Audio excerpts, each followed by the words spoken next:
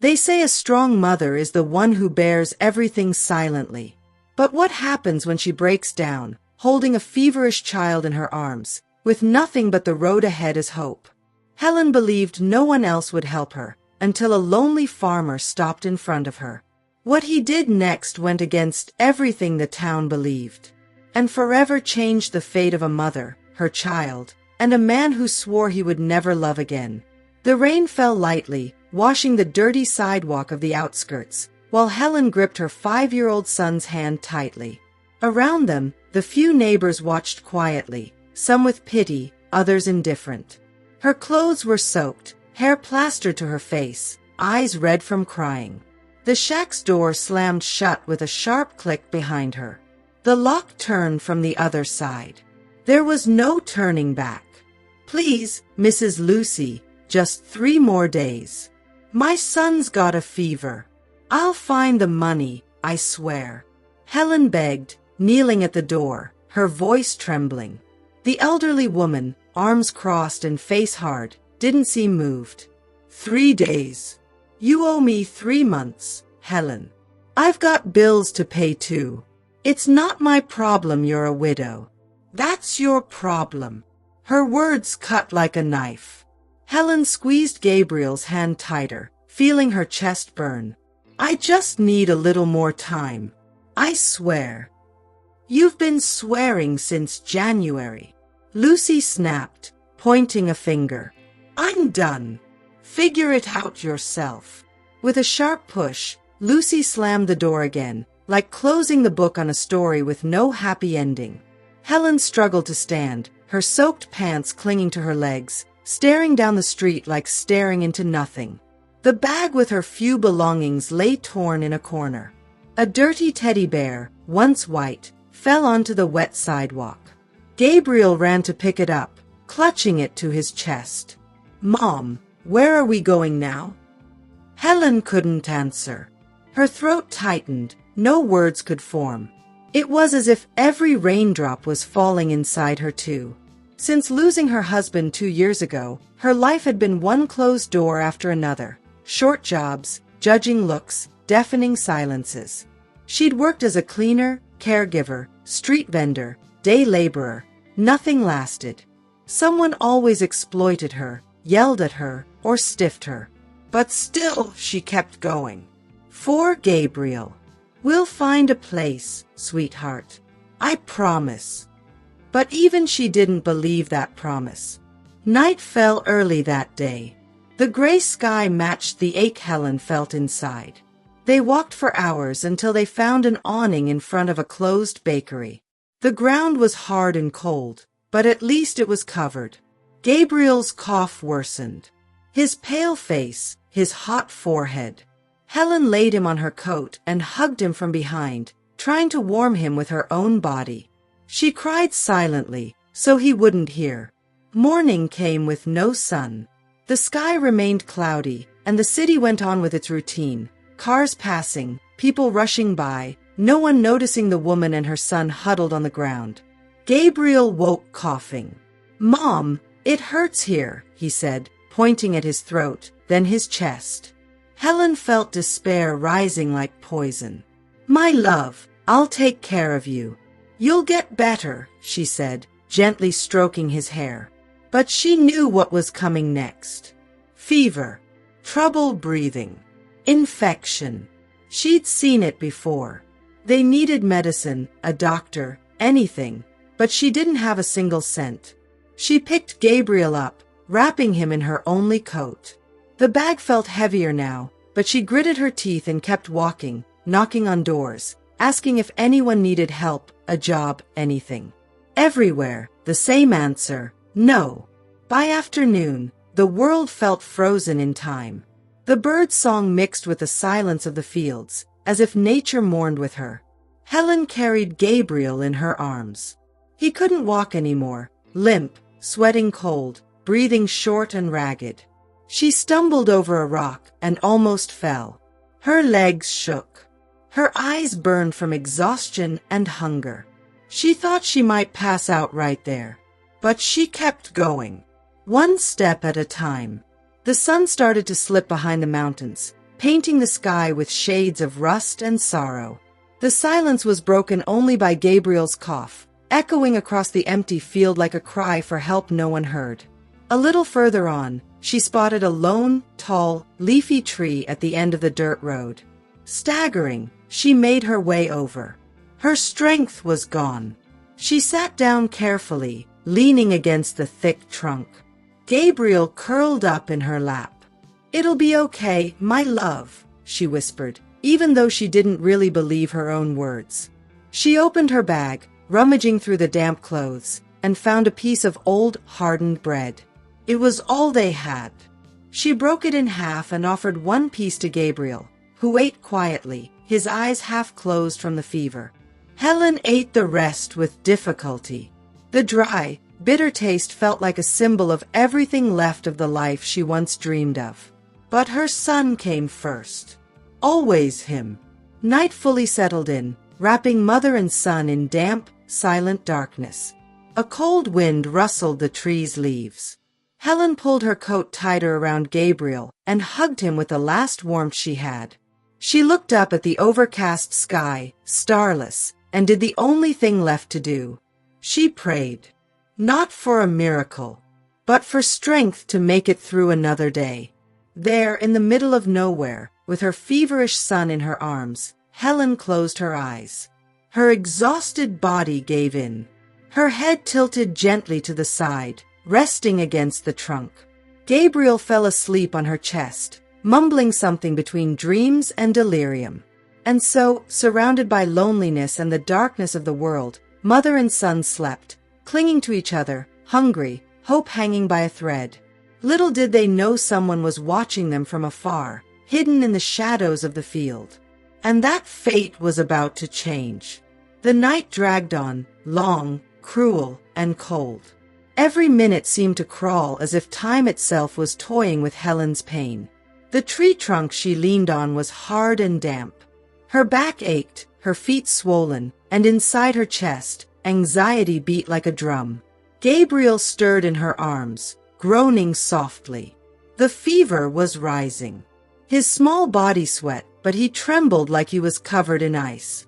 Daylight began to break timidly. A pale shaft of sunlight cut through the gray clouds and landed on the dusty road. Helen opened her eyes slowly, as if her body resisted waking. For a second, she thought she was home. Then she remembered. Reality hit her like a punch to the gut. The tree, the road, the dirty ground, the dry bread in her stomach, her sick son. She looked at Gabriel. "Gabriel!" she whispered, touching his face. His skin was burning hot. His forehead was fevered. He didn't respond. He breathed, but with difficulty. His eyes half open, unfocused. Then came a harsh cough, shaking his frail little body. "Oh God," Helen murmured, desperation swelling like a wave about to crash. She tried to stand, but her whole body ached. Still, she forced herself up, holding Gabriel in her arms. She needed to find help. Anyone. Somebody. She walked down the dirt road, not knowing where she was headed.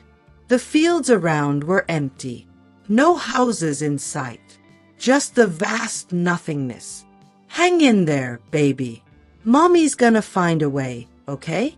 We'll figure this out," she repeated like a mantra, as if saying it enough times could make it true. Gabriel coughed again. There was blood at the corner of his mouth.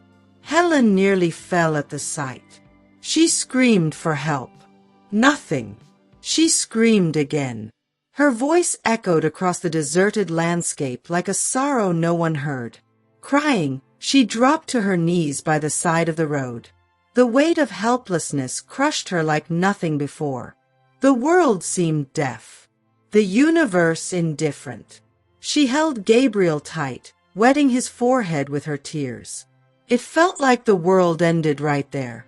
But then, a distant sound echoed, the muffled clatter of hooves on dirt. Helen slowly lifted her head. It couldn't be. Not now. She wiped her face, trying to focus her eyes. The sound was getting closer.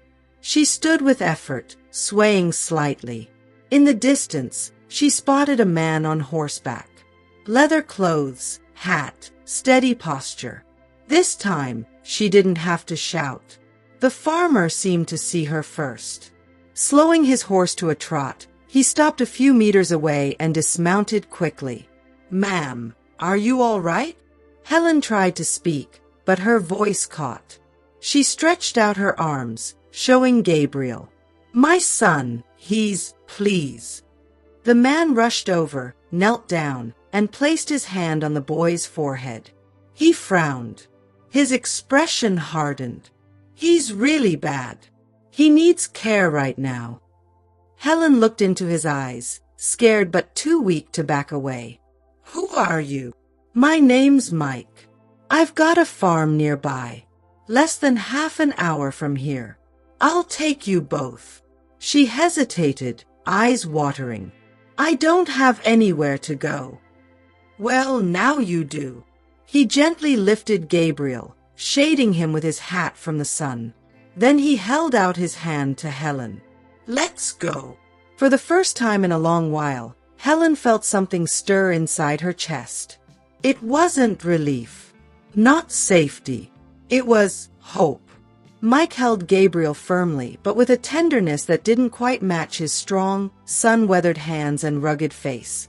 Helen climbed onto the horse with difficulty, sitting behind Mike and clutching him like he was her last lifeline. The horse trotted steadily along the dirt trail cutting through the fields, passing wire fences, green pastures, and cows grazing in the distance. The silence between them was heavy. Mike kept his eyes fixed ahead. Helen watched Gabriel, who was breathing with effort, his head drooping in her arms. "Will he be okay?" she asked, voice hoarse. Mike didn't answer right away. "We'll do everything we can. I've got some medicine at the farm. Clean water, a warm bed. That's a start." Helen closed her eyes, fighting the rising fear. The wind tangled her damp hair, and the steady sound of hooves was the only thing filling the air. The farm came into view after a gentle bend, a large wooden house, surrounded by a simple but tidy porch. In the back, barns, a chicken coop, and fields stretching as far as the eye could see. A dog barked in the distance, but went quiet when it saw Mike approaching. "We're here," he said, dismounting with Gabriel still in his arms. Helen got down next, legs shaking. Her body ached. Her soul, even more. Mike pushed open the door with his shoulder. The living room was spacious, with old furniture, the smell of wood and stale coffee in the air. An unlit fireplace sat against the far wall. There was a silence there, the kind that screams loneliness. "Lay him here," Mike said, pointing to a wide couch covered with a wool blanket. Helen hurried over, carefully settling Gabriel down. Mike disappeared for a moment, heading upstairs. When he returned, he carried a first aid kit, a bowl of water, clean towels, and a thermos. "I've got some garlic and honey tea here. It can help with the cough. Not pharmacy medicine, but it's all I have right now." Helen took the cup with trembling hands. She blew on it and put a few drops on Gabriel's lips. He swallowed with difficulty but didn't complain. His eyes stayed half-closed, fighting the darkness closing in. Mike came closer with a damp towel and wiped the boy's forehead. "That'll bring down the fever. He needs rest and light food. I'll see what I can find in the kitchen." Helen looked at him with a mix of gratitude and suspicion. "Why are you doing this for us?" Mike stared at her for a moment, serious. His eyes were dark, but there was something there, maybe pain, or memory. "Because one day, I needed help too, and no one reached out to me." He turned and headed to the kitchen, leaving Helen alone with Gabriel. Hours passed. The fever slowly started to break. Gabriel slept more peacefully now, still weak but breathing easier. Helen stayed there, sitting on the floor beside the couch, her head resting on the cushion, tired eyes fixed on her son. Night fell again. Outside, the sound of crickets filled the darkness. The moon rose behind the hills, casting a silvery glow over the landscape. Mike appeared in the doorway of the living room, carrying a bowl of hot soup. "It's just veggie soup. Simple, but it'll fill you up." Helen accepted it, barely able to speak. She ate slowly, trying to hide her hunger and embarrassment. Mike stayed quiet, just watching. When she finished, she pulled a blanket over Gabriel and sat back down on the floor. "You can sleep in the guest room if you want," Mike offered with a nod toward the hallway. "No, I'll stay with him. I just want to make sure he gets better." Mike nodded, respecting her space. "If you need anything, just holler. My room's the last one down the hall." "Thank you," she whispered. He paused before leaving the room. "What's your name?" "Helen. And this is Gabriel." "Nice names," Mike said before disappearing into the dark hallway. Helen looked down at her son. She gently ran her fingers through his hair, then closed her eyes. For the first time in days, there was warmth. There was a home, and someone who seemed to care. She fell asleep right there on the wooden floor, her head resting on the edge of the couch, fingers intertwined with Gabriel's. Outside, the wind sang through the trees. But that night, for the first time, it wasn't a mournful sound. It was a whisper that maybe, just maybe, they'd found shelter. The sun rose shyly that morning, but Helen barely noticed. She'd slept sitting on the floor, head resting on the couch, fingers still entwined with Gabriel's, who now breathed easier, less feverish. The fever had finally broken a bit overnight. Slowly, Helen woke up. Her eyes were heavy. Her back ached. But the first thing she did was check on her son. Gabriel was calmer. Still pale, but breathing better. She touched his forehead. It was cooler.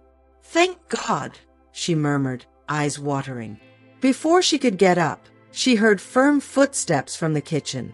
Mike appeared in the doorway holding a mug of coffee, his face serious, like someone watching a hurt animal that might still snap. "You slept right here?" Helen nodded, a little embarrassed. "I couldn't leave his side." "I get it." Mike walked over and handed her the mug. "Fresh coffee. Strong stuff. This'll help you get moving." Helen took the mug with both hands and sipped. The warmth slid down her throat, spreading a different kind of energy through her tired body. "Thank you for all of this. You didn't have to do anything. You didn't even know me." Mike leaned against the door frame and shrugged. "Maybe I didn't have to, but I did anyway." Helen studied him more closely. There was something in his eyes, an old quiet pain that seemed to have settled there long ago. "Do you live here alone?" "Yeah. The farm was my dad's. After he passed, it came to me. Me and my sister used to take care of it together. But she..." He stopped for a moment. "She died 5 years ago. Since then, it's just been me." The silence stretched between them. Helen felt a sharp pang in her chest, a silent kind of understanding. Losing someone you love is a language only the broken speak. "I'm so sorry," she said.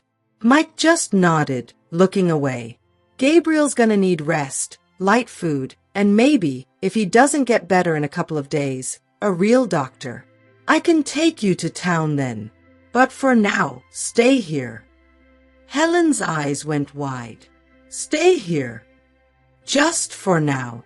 Until he gets better. I'm not gonna let a sick kid wandering around on his own." She hesitated. "I can help, cook, clean, whatever. I don't want to be a burden." Mike stared at her for a moment, then nodded. "Let's see how you do." That afternoon, Gabriel woke up hungry. He ate some porridge Mike made and even managed to sit up with a pillow propped behind his back. Helen fed him like every spoonful was a miracle. "Mom, where are we?" he asked, his voice weak. "At a farm.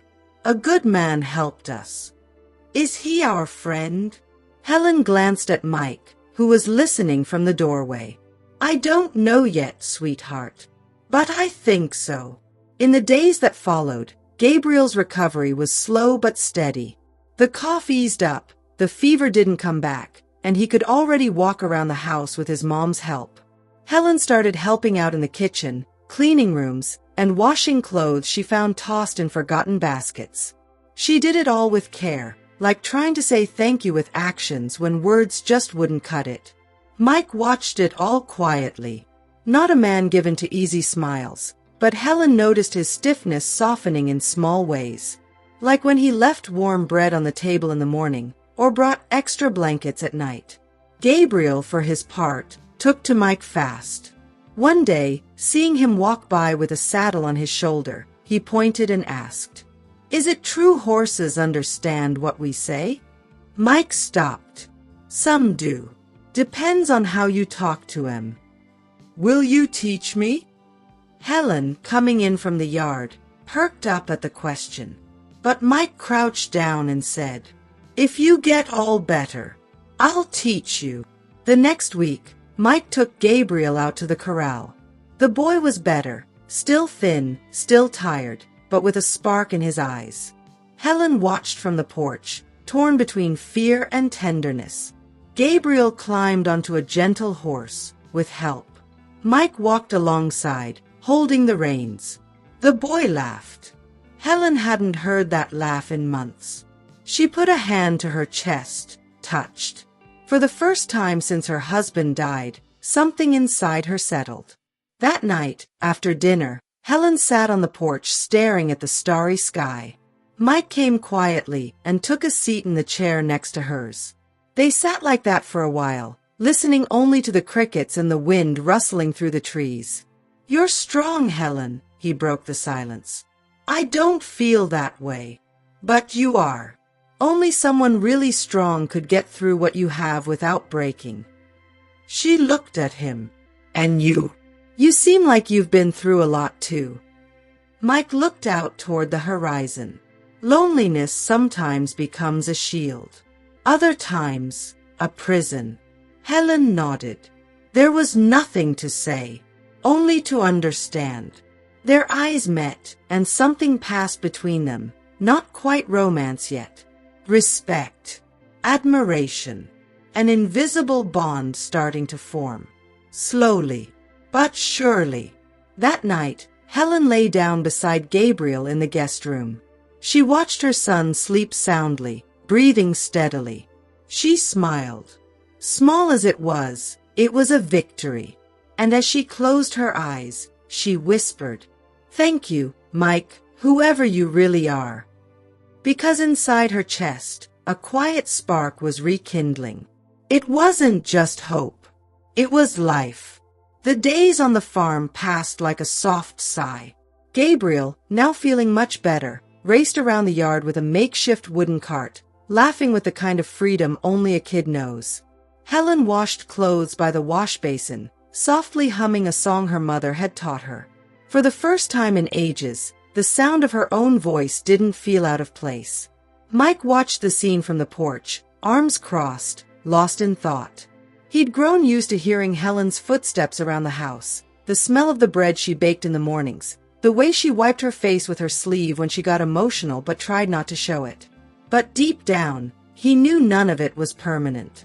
And that certainty would come crashing down sooner than he expected. That Friday afternoon, a black car pulled up in front of the farm. Dust kicked up, covering part of the fence. Mike frowned. Almost no one showed up without warning. Helen came out of the kitchen, wiping her hands on her apron, her face going pale when she saw who stepped out of the car. It was Mrs. Ruth, the owner of the house Helen had lived in before she was evicted. "What the?" Helen muttered, instinctively shielding Gabriel, who appeared right behind her. Mike stepped down from the porch, approaching slowly. "Good afternoon. Can I help you?" Mrs. Ruth looked him up and down, her nose in the air and that high and mighty attitude. "I'm here for this woman. She ran off from my place owing 2 months' rent and left the house a mess." Helen took a step forward, her face burning. "I didn't run away. You threw me out, with a sick child in my arms. I did what any responsible landlord would do. You weren't paying, and now you're hiding out here with a single man? What kind of example is that?" Mike stepped in, his voice steady. "This woman isn't hiding. She's being taken care of. Well, you should know who you're dealing with. I have friends at City Hall. I know how to pull strings. If she doesn't pay me back, I can report her to Child Protective Services. After all, that child was sick and without care, wasn't he?" Her words hit like poison. Helen shivered. Gabriel hid behind his mother's legs. The threat was clear and cruel. "You wouldn't do that," Helen whispered. "Try me." Mike walked right up to the woman, face to face. "This visit is over. Now get off my farm. You're making a mistake, Mike." "I've made worse." Mrs. Ruth narrowed her eyes but climbed back into the car. Before she got in, she turned to Helen with a cold smile. "This isn't over, dear." That night, peace tasted like rust. Gabriel fell asleep quickly, but Helen stayed sitting by the bed, her eyes fixed on some invisible spot on the wall. Mike appeared in the doorway, leaning against the frame. "She won't do anything. You don't know her. She's proud and cruel. Maybe she can't take my son away, but she'll try to hurt me somehow. Then let her try. You're not alone anymore." Helen looked at him. Her eyes were burning. "I don't know how to thank you. You don't even really know me, and you're doing so much." Mike took a step forward.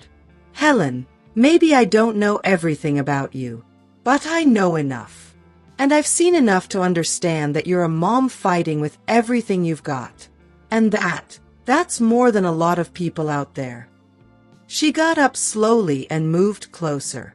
The silence between them thickened, heavy with things left unsaid.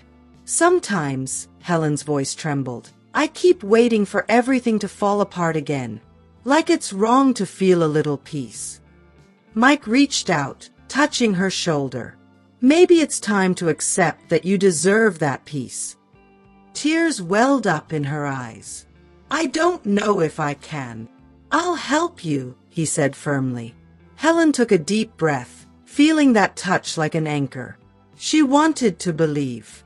She really did. But something inside still screamed it wasn't safe. The next morning, a letter arrived from town.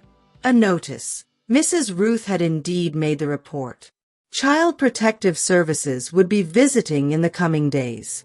The threat was real, and the clock was ticking.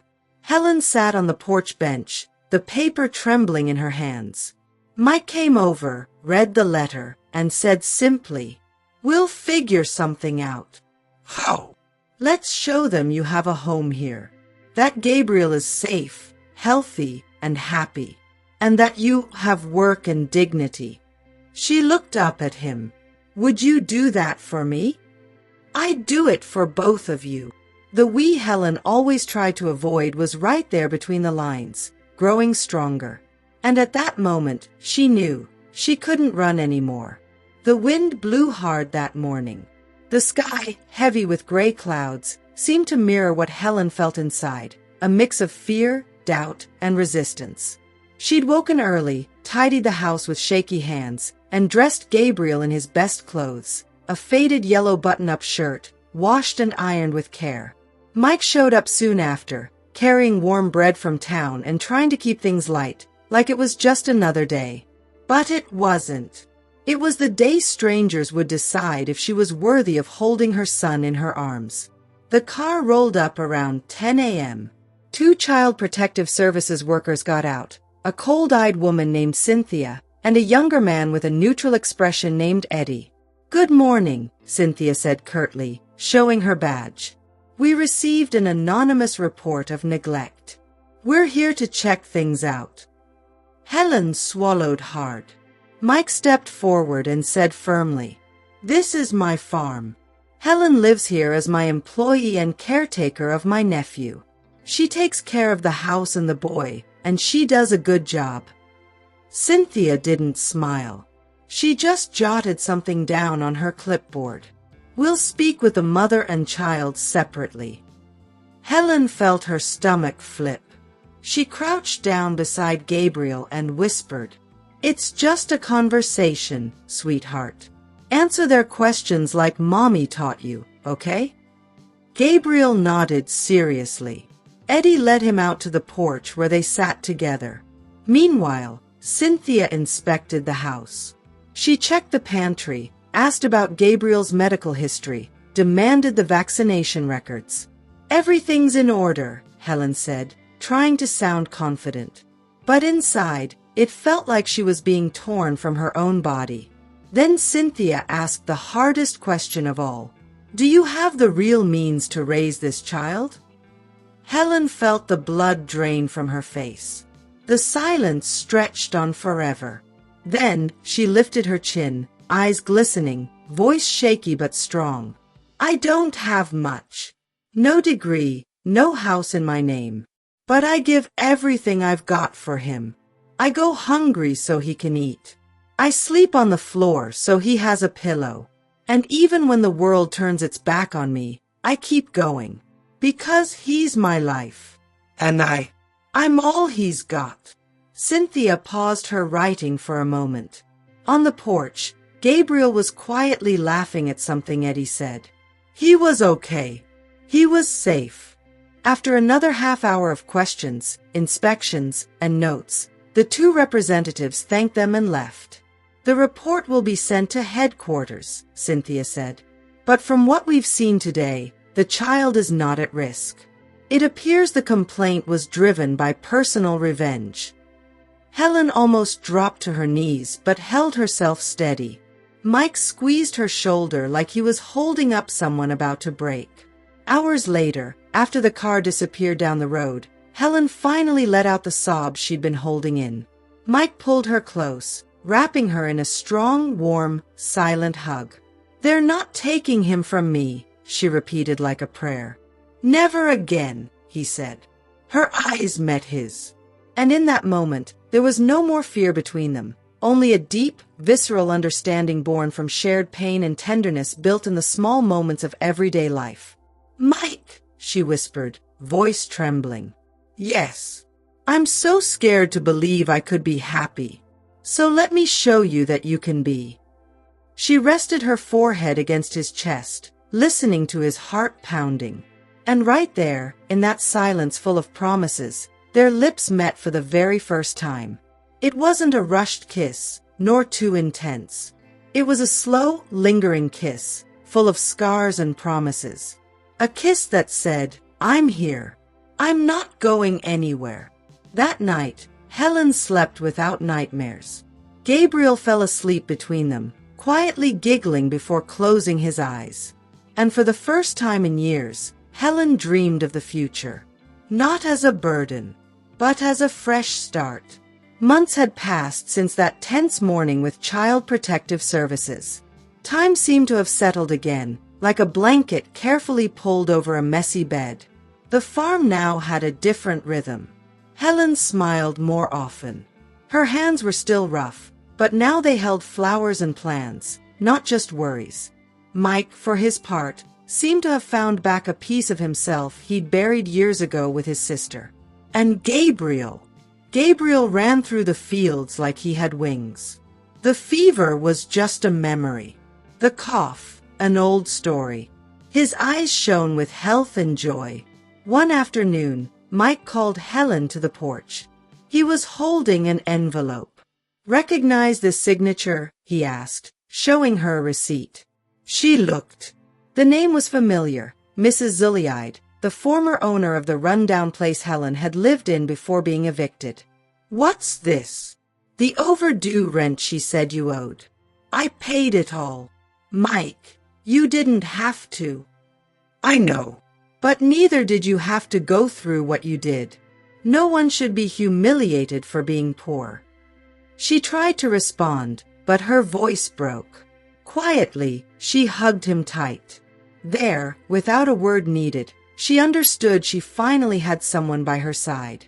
Someone who didn't just say he'd take care of her, but proved it day after day.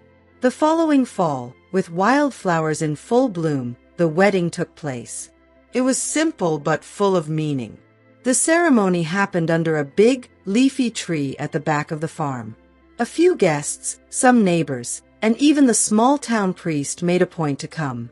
Helen wore a white dress she'd embroidered herself, with help from Laura and Mary, the neighbor Lucia's daughters, who'd become loyal friends. Gabriel carried the rings, his cheeks flushed and his steps quick, eager to get to the party. When the priest asked if Mike would take Helen as his wife, he answered, eyes misty, "I do, and I'm grateful she chose me." When it was her turn, Helen said, "I do, and I promise I'll never walk alone again." That night, the sky was clearer than ever. Stars spread over the farm like silent blessings. Mike sat on the porch with Helen beside him and Gabriel asleep in his arms when he heard something that made his heart stop for a moment. "Daddy," Gabriel murmured, sleepy. "You're never gonna leave, right?" Mike held him close. "Never, son. Never." Helen cried softly, but it wasn't sadness. It was gratitude. And so, after the storm that almost took everything away, Helen found shelter. Not just in a place, but in someone. And the lesson she carried was simple and powerful. Sometimes love doesn't come with promises and flowers. It comes riding in on horseback, down a dirt road, when everything seems lost. And it changes everything.